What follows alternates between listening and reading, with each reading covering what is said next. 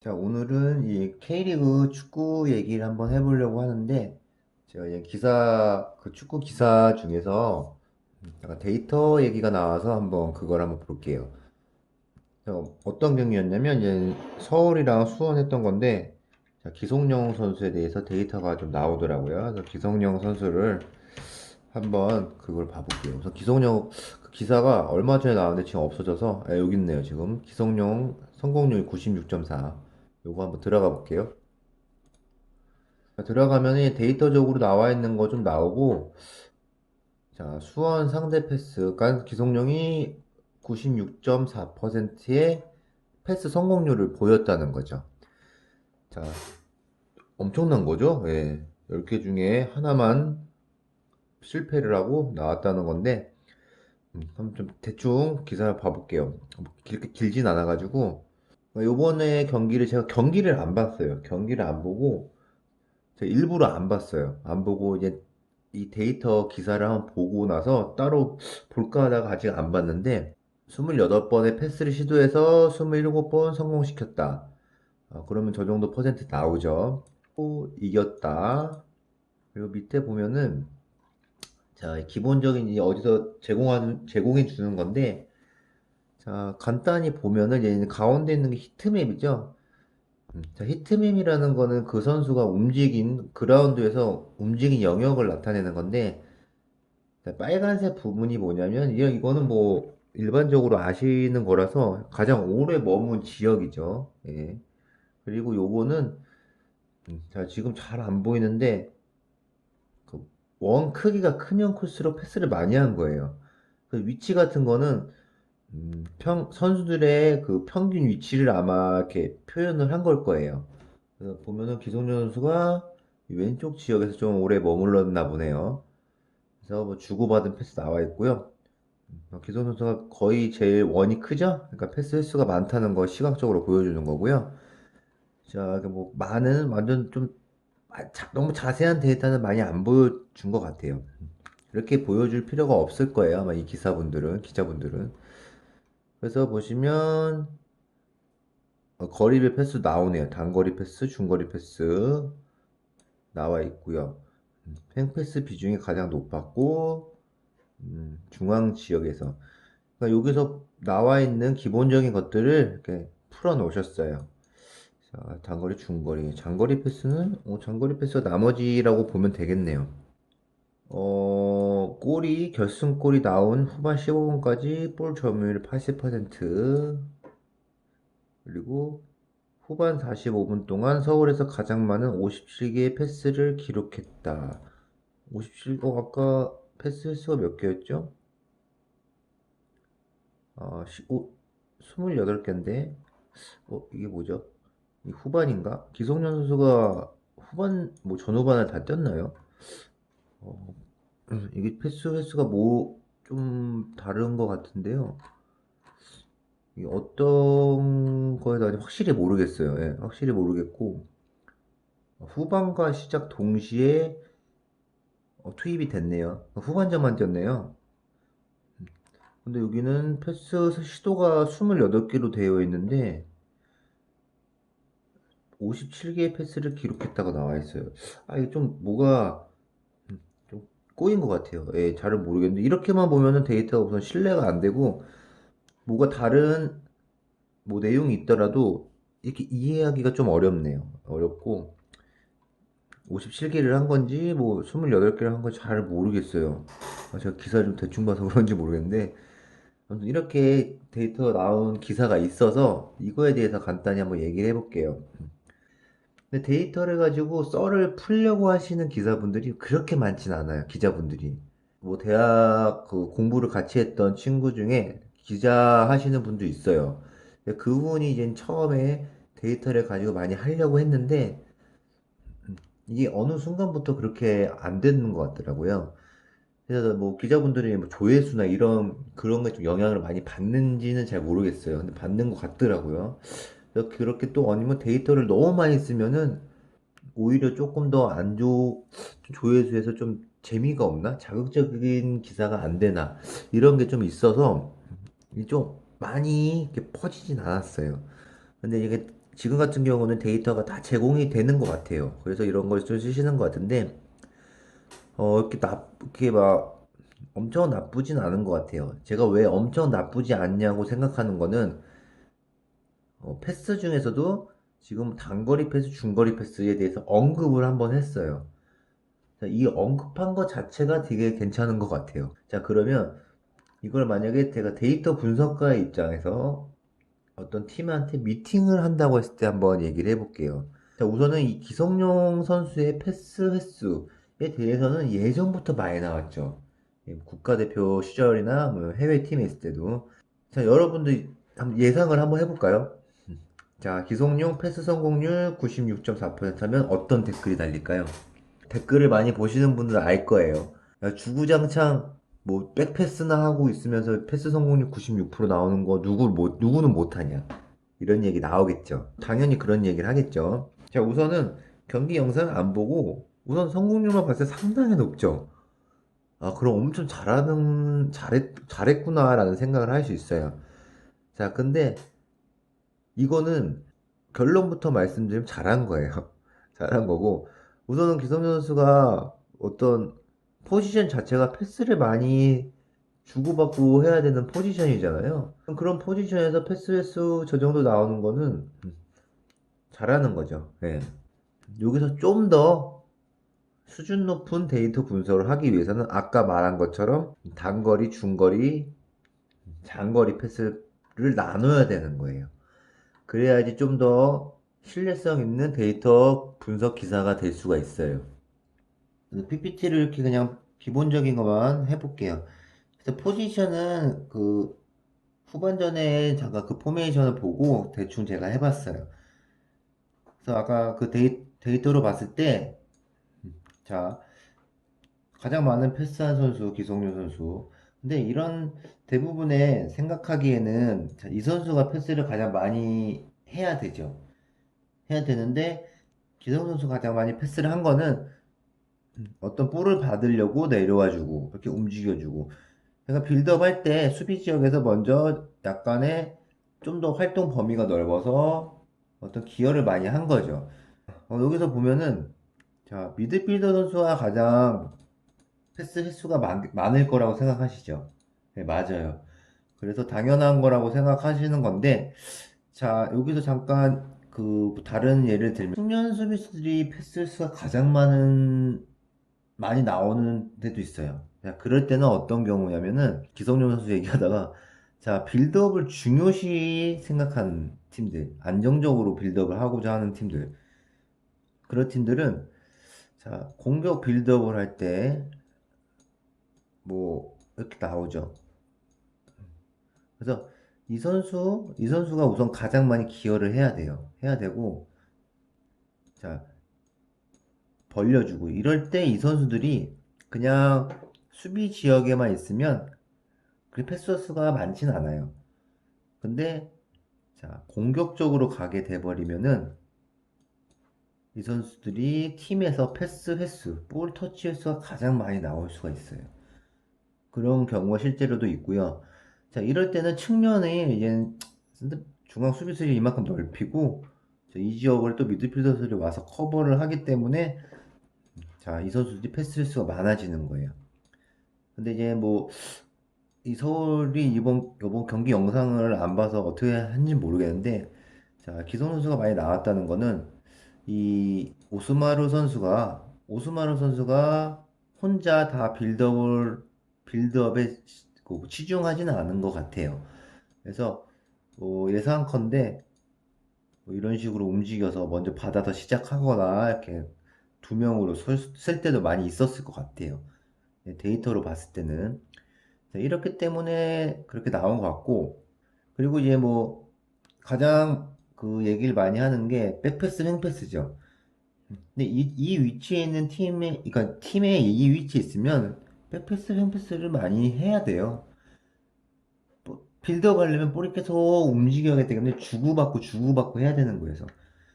아, 혹시 횡패스랑 백패스 기준은 어떻게 잡는지 다들 아시나요? 그래서 어떤 거냐면 이걸 모르실 수도 있다고 생각해서 각도를 잡아요, 각도로.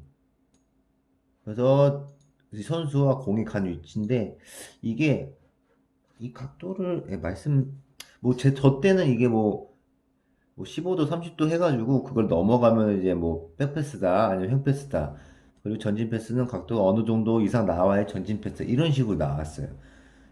그래서 이 각도는 그 방향별 각도기 때문에 이거 갖고도 패스의 질을 판단할 수는 없어요. 그러니까 패스의 질을 판단하려면, 갑자기 이 얘기가 나왔는데 얘기해 볼게요. 패스의 질을 판단하려면 영상을 봐야 돼요. 뭐 한 가지 예로, 이런 대부분의 축구 분석 프로그램은 이런 게 있어요. 그래서 내가 이 선수의 필터가 다 돼 있어요. 그래서 내가 패스 보면은 뭐 중거리, 거리별 방향 다 나오는데, 내가 방향별 패스 중에서 전진 패스만 보고 싶다 딱딱 하면은 전진 패스한 화살표가 이렇게 나와요. 그리고 성공한 거 실패한 거 다 구별돼서 나와요. 점선 실선으로. 자, 그러면 자, 이런 패스가 있어요. 이런 패스가 있으면 전진 패스 성공했다. 근데 이거를 영상으로 보면은 질이 엄청난 차이가 나요. 자, 이게 공간을 가로지르는 어떤 침투 패스냐. 그런 경우도 똑같이 나오고요. 그냥 공격수가 이렇게 나와서 받아주려고 딱 주고 받고 하는 것도 이런 화살표가 나와요. 그러니까 이런 시각화를 통해서 참고를 해서 좀 더 빨리 영상을 추려내려는 목적이지, 이것만 가지고 막 전방으로 패스 찔러줬다라고 평가를 해서는 안 돼요, 절대로. 그런 분석이 완전 좀 다른 방향으로 가는 거예요.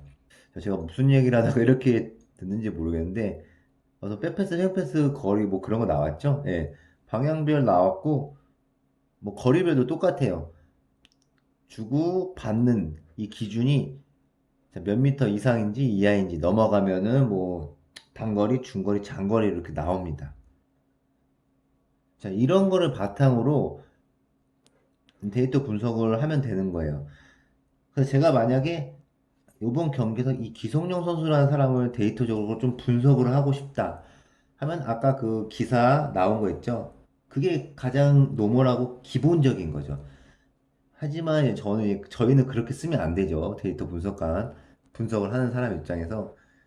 자, 보면은, 자, 하나하나 다 좀 나누어야 돼요. 말할 수 있는 그 거리도 많아지고, 자, 어떻게 보면은, 어떻게 해야 되냐면, 자, 기성용 선수가 전체적으로 패스한 게 나오죠.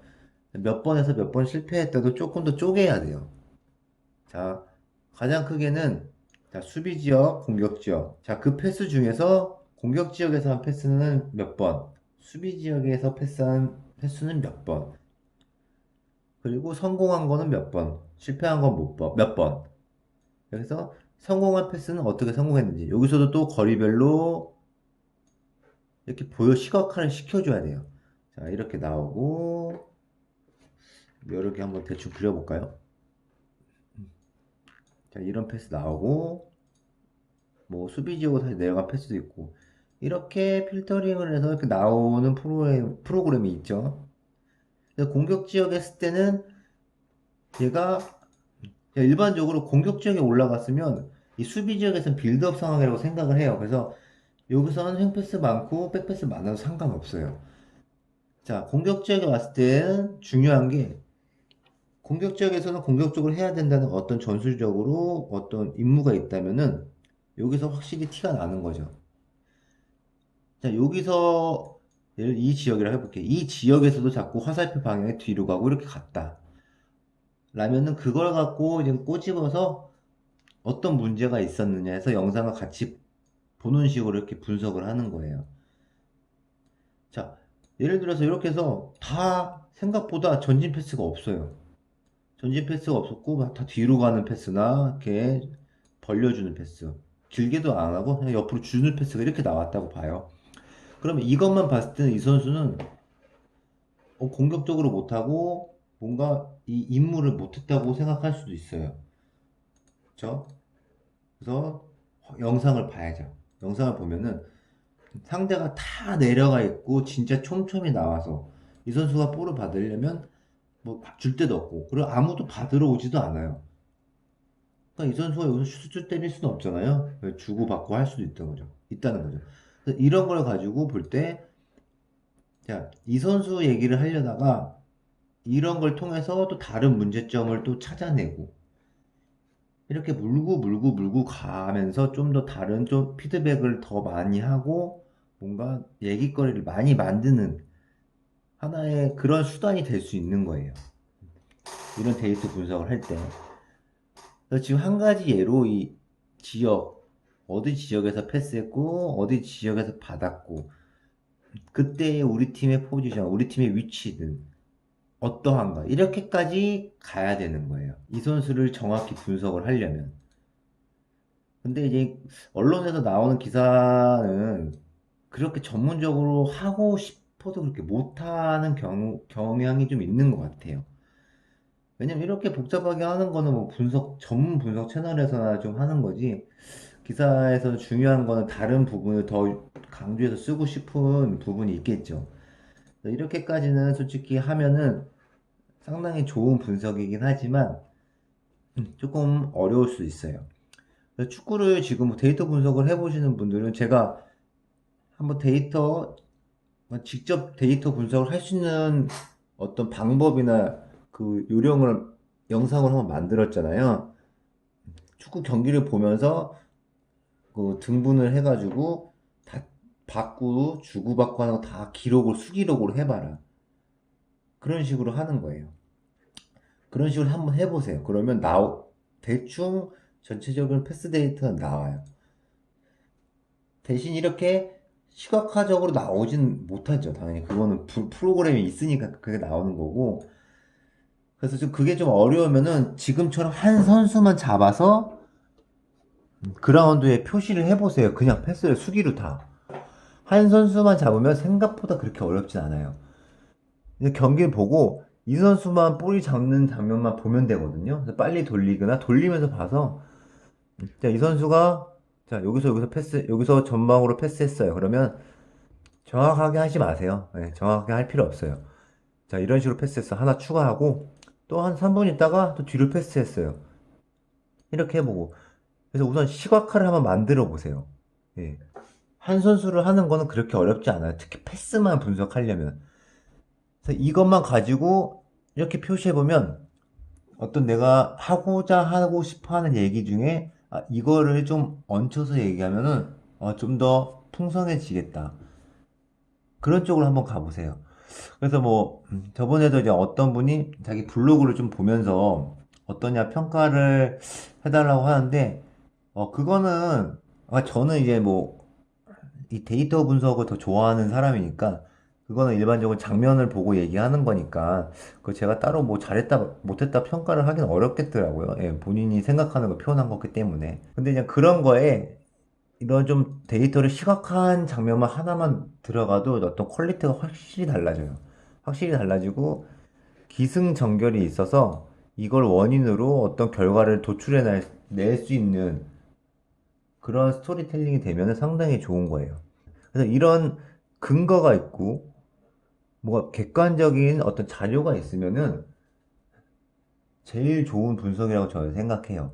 그거랑 어떤 영상이랑 같이 접목해서 한다면은 그게 바로 이제 어떤 이야기가 있는 데이터 분석이 될 수 있는 거라고 저는 생각을 해요.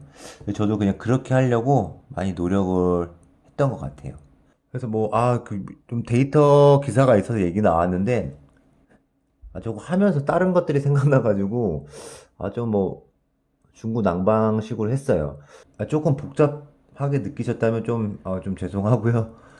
그래서 제가 이거 하다 보니까 말하고 싶은 게 많아가지고. 그러니까 뭐 요점을 말씀드리자면, 내가 이거를 분석하고 싶다 했을 때, 그거를 분석해서 나올 수 있는 데이터를 스토리텔링을 만들어야 되는 거예요. 자, 이 선수가 잘했던 이유에 대해서, 잘한 거에 대해서 칭찬하고 뭔가 분석하려면, 우선 이 선수의 패스 데이터에서도 좀 분할해서, 또 위치도 분할해서, 그 더 나아가서는 영상과 캡처하면서 캡처한 거에다가 이런 거 표시해주고, 그리고 이때 우리 팀의 다른 선수의 위치들, 이렇기 때문에 이런 패스가 나올 수 있었다. 라는 것까지 언급해주고, 별거 없어요. 별거 없는데 이 숫자가 들어가고 이 시각화 이런 장면이 들어가면은 어떤 좀 좋아 보인다는 거죠. 그래서 이 안에서 우리 팀의 점수를 더 확실히 100% 알고 확실히 알고 이 선수의 임무가 뭐였는지 알면은 이 선수가 이 데이터적으로 나왔을 때도 잘했다 못했다 역할을 해줬다 못해줬다 라는 거를 객관적인 걸로 증명을 할 수 있다는 거죠. 좀 더 많은 좀 자세한 데이터가 나오는 기사가 있으면은 그거에 대해서 좀 더 한번 얘기를 해볼게요. 그래서 좀 콘텐츠가 많이 없었는데 좀 네이버에 나오는 기사를 보면서 뭐 숫자가 나오는 기사가 있으면 그거에 대해서 조금 얘기를 해봐도 좋을 것 같아서 오늘 처음으로 한번 기사 내용을 가지고 한번 뭐 심도 있게는 아니지만 뭐 이런저런 얘기를 한번 해봤습니다. 다음에도 이제 뭐 이런 게 있으면 한번 이렇게 얘기를 한번 해볼 기회를 좀 만들어 보겠습니다.